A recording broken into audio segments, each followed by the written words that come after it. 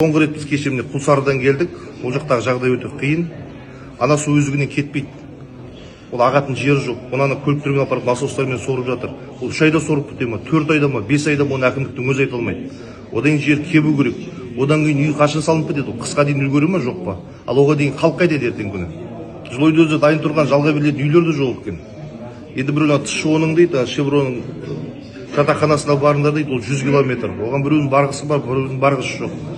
Енді дүкенге дейін де жатқан, көлігінде қонып жатқан мен адамдарды көрдім. Сонда халыққа өте қиын. Және қазір бір реттік көмек береміз деп отыр, 165 мың теңге. Оның өзін алуға зәуре болып тұр. Ол жалғыз киіммен жүр, киіміне дейін бәрі суға кеткен. Оны бәленбай құжат жина дейді. Ол қайдан жинайды құжат? Оның барлығы онлайн болу керек. Бірінші талап осы болып тұр. Жаңа Сергекке қаншама көлік түскен төтенше жағдайда. Оны айтып, облыс әкіміне айтып, 1 сәуірден бастап ол жаңа базадан бәрі өшірілетін болды. Енді ары қарай проблема өте көп. Ана зиратты шайып кеткен, мәйіттер шығып жатыр.